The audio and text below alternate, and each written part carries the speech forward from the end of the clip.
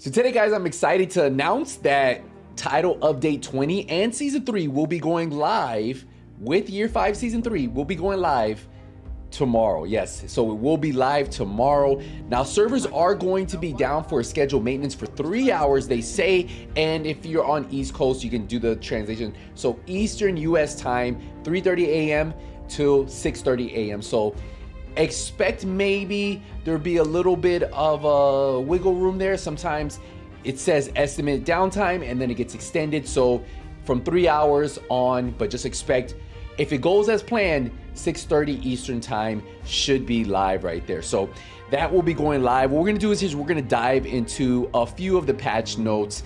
I'm not gonna get into all of them because I feel like some of these we've already covered on this channel, but I do wanna talk to you guys about the Manhunt. Now, they said this one isn't like a Manhunt that we're going after anybody, but we are trying to find Kelso, and then we are gonna have 4 locations, and once we get to the 4th location, then we'll find out where Kelso's at. And each of these locations will have some kind of hint, and this is going to be pretty much new revelations from Aaron Keener.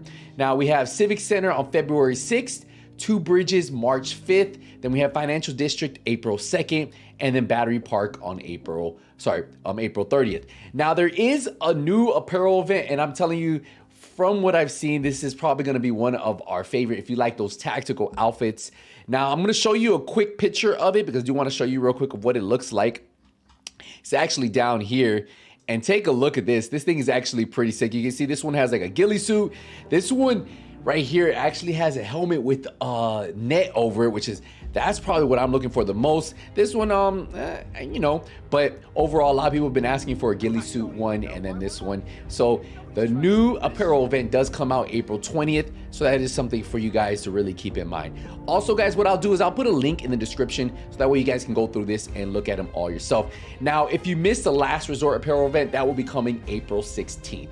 So there will be 2 apparel events, one new, one rerun. So hopefully you guys, if you guys missed that one, for me, the only one I'm really worried about is February 20th. So we're gonna go down. There were a couple changes. I'm not gonna go into any of like details because we've already talked about the new exotic pistol, the Mosquito. We've talked about the new rugged gauntlets, which are the gloves, exotic gloves. That I'm not a big fan of, but hopefully we'll see what happens when they come out. There's a new Aegis gear set, and then there's the new Steelworks brand set. So all of this we've actually covered from our PTS video, so I don't really want to dive too much into those. I really want to go into stuff that we found out today, and that's what we're going to do here. But I'll put a full link to this so that way you guys can go down there. Now, they did talk about the perfectly behind you and perfectly behind you talent that comes on the Whisper and the Brutus. We did talk about this, and they says the amplified weapon damage by 20% to enemies that are not targeting you. Remember, I think this was what, like 70, or it was something crazy. So it's amplified weapon damage, and then the talent behind you amplifies weapon damage by 15%. And remember, this is only on marksman rifles and rifles. Now, they took it off of the ARs, the SMGs, the pistols, everything else. You can only get this on marksman rifles and rifles. And we've talked about this in my last video. Now, Descent, you know, the Vindicator, exotic, you can only get this with NSA credits from Descent. So you gotta play a little bit of Descent. I think it's like 300 plus. So that's where you guys can get this here. Nothing really changed here. So that is something for you. Now for Project Resolve, this is where it gets very interesting. There's a lot of different things in here that really stood out to me and I kind of want to talk to you guys about. So they have the conflict caches. So for you conflict players, I used to be a heavy conflict player and I'm gonna actually dive back into it. Take a look at this. They extended the loophole, dropped items now of legendary difficulty quality, so you can get legendary items in conflict now. Caches now give 2 items with the possibility of additional 3rd item. So legendary quality drops from conflict caches. That's what it's reading right here. That actually sounds pretty cool. Now XP gain significantly boosted the XP gain to align with living world activities. So not only did they give us XP in the last update, now we're giving XP gain to go on par with those open world activities. I think this is great. Conflict players who stay in conflict deserve to earn those shade points, whatever, and get good gear, right? And obviously they don't have to play the open world, they can play conflict. Now I will tell you a big change, shade and expertise normalization is no longer, you no longer have that in conflict. All players joining conflict will have their expertise and shade wall bonuses removed. So when you create a build for conflict, you need to make sure you're not creating it with your watch. Just make sure because that's going to make a big difference. You might be under for you might need to move some things around to get that crit chance up for a lot of you guys. Now, for the Dark Zone Rogue status, going Rogue in the normal Dark Zone now has a 3-second activation timer. The activation timer for the invaded zones is still 0.75 seconds. So, if you guys want to go Rogue now in the normalized zone, Dark Zone, well, it's 3 seconds, so make sure you know. Now, first Rogue rank timer time duration increased from 20 to 30 seconds. So that's just something there. Now, status effects got a big mix up, especially PvP. They really want to focus on this. It says they added diminishing returns for all status effects based on 2 categories: crowd control with shock and snare, blind and damage over time, bleed, burn, and poison. Now, diminishing returns means that each subsequent application of the status effect of the same category will have a reduced duration until the full immunity is reached. Diminishing returns will not apply to PvE. So this is all PvP right here, guys. Plague of Outcasts is now affected by the diminishing returns, with stacks being halved on each transfer, PvP only. And then status effects are removed if the effect source is killed after a short delay, PvP only. So, immobilizing status effects, they reduce the severity of immobilizing status effects. So you're gonna see this with shock. So for you guys who like using the St. Elmo's, the player will have slower movement and is prevented from shooting. So instead of being shocked, they're just gonna have slower movement. Now it's a little bit different. So now in Snare and Riot Foam, the player will receive 10% damage reduction for incoming body shots. So there you go. So when you do get Riot Foamed, those incoming body shots, 10% reduction damage. Now, burn. While burning, rolling in any direction will apply a bonus of 10% burn damage resistance for 5 seconds, up to a maximum of 30%. Now, bleed. Not moving grants 10% bleed damage resistance for a duration of the effect. So they're trying to help out PvP players with these status effects. All repair skills, Mender Seekers, Reinforcer Chem Launchers, Fixer Drones, Restore Hives now get 50% hazard protection bonus for 5 seconds. This is actually going to be really big. So having some type of Mender Seeker, or having somebody on your team, or maybe even running a Fixer Drone, running some type of hybrid, is probably going to help you out a lot, especially in this update. Now, Booster Hive added poison to the list of effects from the Booster Hive cleanses. Boost duration now scales with tiers. From 5 seconds to a maximum of 6.5 seconds at tier 6, increases max range 50%, increases drone speed by 20%. Now the sticky EMP, reduce the EMP explosion damage in PvP, and then lower skill tier players will not apply disrupt to higher skill tier players if the difference between them is greater than 3, same as Jammer EMP. So there you go. Some pretty good changes here. PvP players will like this.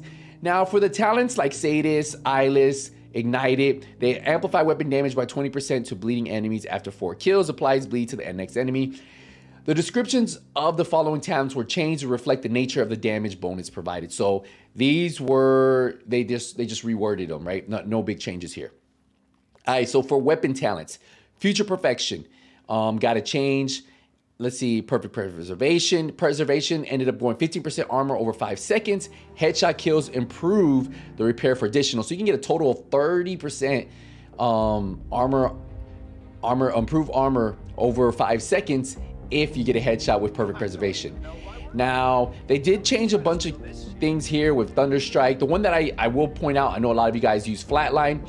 So amplifies weapon damage by 15% to pulse enemies. After 4 kills, it applies. So they just changed it from 3 kills to 4 kills, applies pulse to the next enemy you hit. And then the same thing with Perfect Flatline. Instead of after 2 kills, they put it to after 3 kills. So still the same, everything, just that changed. Let's see, anything else. It says, Breathe Free Lady Death. When moving, you gain 4 stacks per second for 8 seconds if sprinting. Max stacks is equal to the weapon's max size. Now before that wasn't that. So each round fire consumes a stack. So that's something you have to keep in mind when you're using it. Test it out, see how it goes. Now PvP only, the St. Elmo's, 50% of the next magazine is filled with shock ammo instead of 100%. So instead of 70 rounds, you're only getting 35 rounds. So that's a nerf for PvP side. I think that's good. People were very relying on that, and only having 35 bullets will make a big difference. So that's pretty good there. These gear talents are something I really want to focus on because I think Intimidate is going to be really good in this update. Look at this. Gain 3 stacks per second up to a max of 9 stacks. Each stack increases total weapon damage by 4% to enemies within 10 meters. So that's actually really good right there. You got 36 right? 36% total weapon damage. And then check this. Before, it was increases 1 stack per second, max stack 7. Now, what's good about this is the stacks are going to hit those 9 stacks quick because it's 3 stacks, right? So you'll be at 9 instantly. The same with Perfect Intimidate. Gain 3 stacks per second up to max of 10. Each stack increases total weapon damage by 4. So you're going up there, right? So you're going to be at 40% extra with Perfect Intimidate. Very cool. I like this. A lot of damage. I think Perfect Intimidate is going to be coming back. Before the stacks were a little too slow. I think now it'll be back in business. Obliterate, critical hits increase total weapon damage by 1% for 10 seconds. Initially value was 5 seconds. So critical hits increase. So now I think Obliterate's going to be back in there because you can hold Obliterate for a very long time. So this one's actually be a good one. Now, PvP only fireworks show. This is the festive delivery. Concussion grenades become festive grenades. Hitting an enemy with a festive grenade will cause explosions to happen around 2 other enemies within 10 meters, dealing 15% damage. So I think this change, the damage shouldn't be as much, and you should be good there. Obviously, we know by now that there are a ton of weapons getting buffs, and this is just something you need to test out. I will talk about assault rifles real quick. I will say the F2000, the Shield Splinter, those are going to be some powerhouses in there. Obviously, the Eagle Bear is going to be great, but there are going to be a lot of weapons that I feel people are going to be playing with that are going to be good. So definitely test these out. Remember, once you put the weapon talent on there, these weapons are going to get pretty strong. So have some fun with those. The LMGs, a lot of them got 20%, 10% weapon damage buff. I think all the LMGs got 20% except the exotics. So if you like LMGs, the one thing about LMGs, the reload time is very slow. SMGs, some of them got a little bit of buff, like 10% weapon damage, 5% weapon damage, and some RPM. So you could definitely test those out. And then obviously rifles and marksman rifles got a little bit of buff. Some of them got a little bit more than others. I do believe that M700 is going to be probably one of the hardest hitting, but definitely have to check it after this change once it goes live. We already talked about a lot of the brand sets. The one that I will say stood out to me is Cheska. The 3-piece gives 90% health. I want to know if Clutch might be back. So definitely, we already looked through all of these. So this is just something you have to test. The link to this description to all this is in the description. The system corruption gear set, I believe it will be back it will be strong in PvP, and it's gonna be a lot better than it was before. So something for you to keep in mind: increases total weapon damage from 2% per 5% bonus armor gain up to 20%. So you're gonna get that stack a little bit quicker for system corruption, which is gonna allow you to put out damage faster.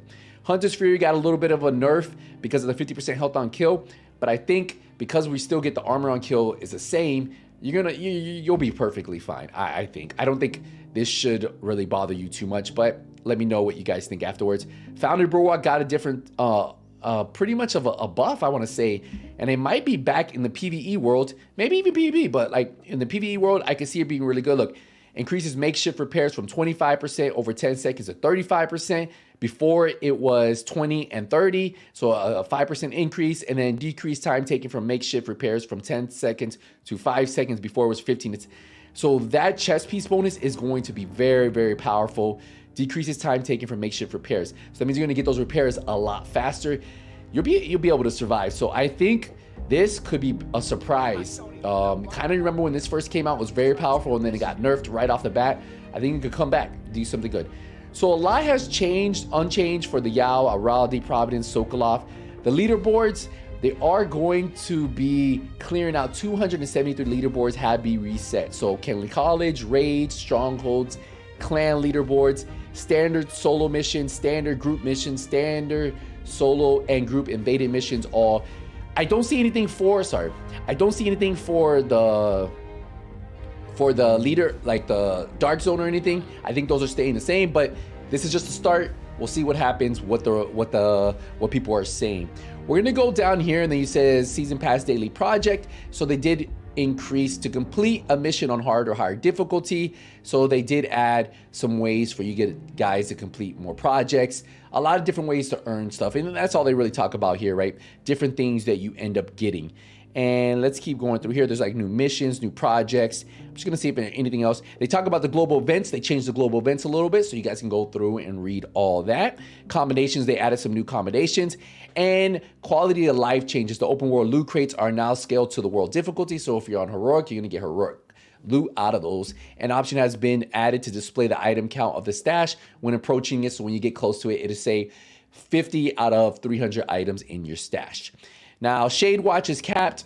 Watch HP bonus to level 2000, increase of HP gain. Level 1 to 1000, no changes. Level 1001 to 2000, change HP gain from 0.3 to 30 HP per level. And then it caps at 2000, right? But after 2000, you're still gonna get those scavenging materials. Inventory, the recalibration station has been reworked, receiving streamlined flow, so you're gonna have the tinkering menu. If you haven't seen that video, highly recommend it. I go over it. The tinkering is actually really cool. And tomorrow on the live stream, we'll go over it again. What else we have? Expertise has received improvements. So the big thing here is to go from 11 to 24, it's only gonna cost you a total of 42 exotics. That is a big, big win for everybody, whether you're doing gear, weapons, or skills. That's a big change. Before, it was insane. Just from 20 to 21 was 20, 20 to 20, another 20. You're already 40 there. So look at that. Huge change. Glad they did it. I think a lot of people will be happy with that. You still got to grind a little bit, but not as much. And let's keep going. Recalibration, game modes, descent. They talk about descent. And then they have some bug fixes here. So overall, the two new apparel events is what are, well, the one new apparel event is very, very cool looking, and I can't wait for this one. They did say that you're going to be able to, during the seasonal pass, you will be able to get this outfit. Doesn't he remind you of the Call of Duty Oni outfit, right, from PlayStation? But yeah, so this guy right here will be available in this seasonal pass. Anything else? And there's going to be 9 weapon skins, 10 gear dyes, 2 new emotes, 2 vanity outfits, and 1 face mask available on the premium track. On the free track, you'll get all the new items. So a lot to look forward to tomorrow if you're just into like quality of life stuff, big changes. I did say for the longest, I do believe that it kind of sucks that we aren't getting the DLC, but overall, Project Resolve is going to lay a good foundation for what we have going forward. But that's pretty much it, guys. If you guys want to see these, I'll put a link in the description. I'll see you guys in the next one tomorrow, live stream, main channel. Hey, nothing but skills out.